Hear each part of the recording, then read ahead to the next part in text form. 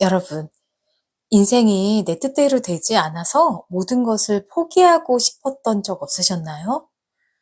깊은 좌절의 늪에 빠져본 분이라면 오늘 제 이야기가 도움이 되실 거예요.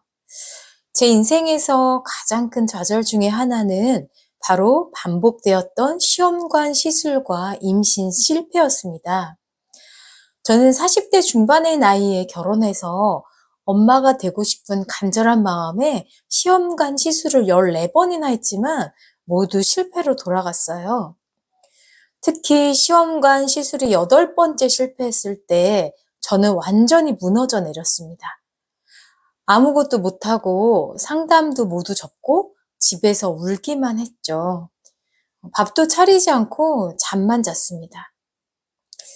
지금 여러분에게도 이것만 이루어지면 내 인생은 행복해질 거야 라고 믿는 무언가가 있으신가요? 제가 반복되는 시험관 시술의 실패를 거치면서 가장 크게 깨달은 것은 생명은 인간의 손안에 있지 않다는 것이었습니다. 특히 임신과 관련해서는 내가 원한다고 아이가 오는 것도 아니고 그렇다고 내가 아이를 원하지 않는다고 아기가 생기지 않는 것도 아니라는 것입니다.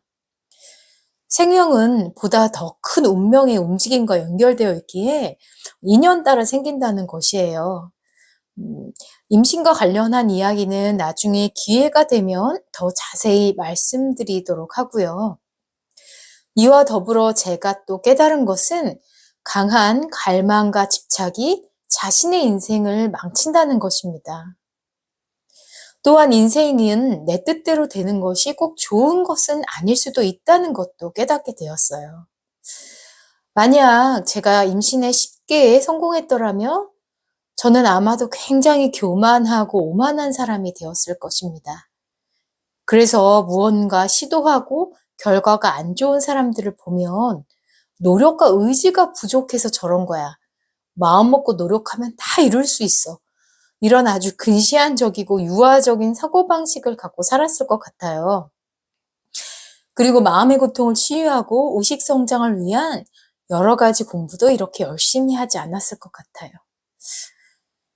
제가 시험관 시술 실패 후 극심한 무기력에 빠졌을 때 목적과 수단을 분리하기라는 화두가 제 안으로 들어왔어요.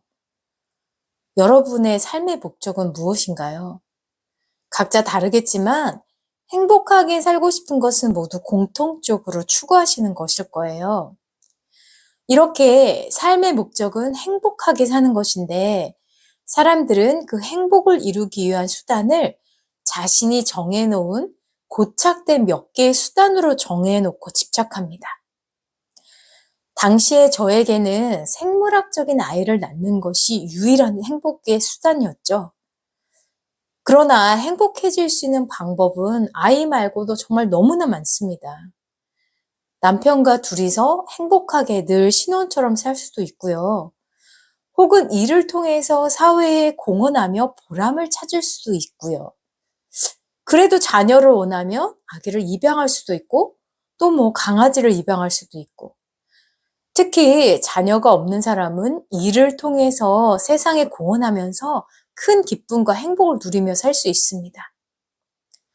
그런데 저는 오직 생물학적인 내 아이를 갖지 못한 삶은 불행한 삶이다.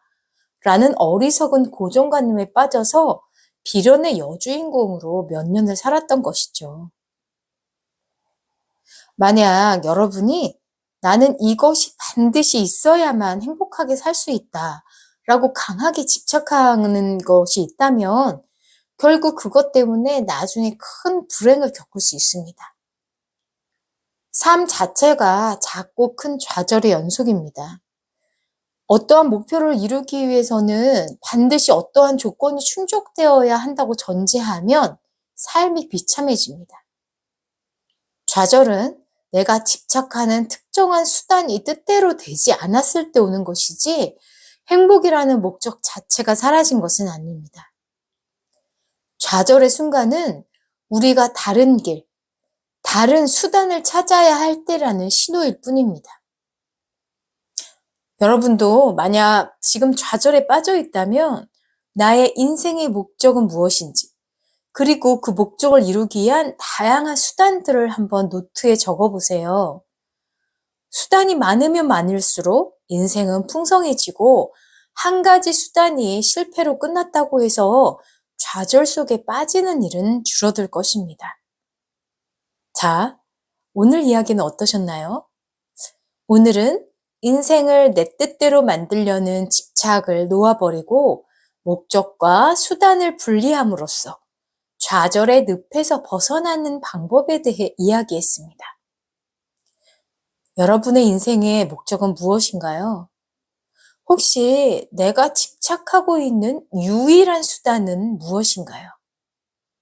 그리고 다른 행복의 길은 없을까요? 다음 영상에서는 우리를 우울과 무기력의 늪에서 끌어올려줄 아주 작지만 강력한 행동의 기적에 대해 이야기해 드리겠습니다.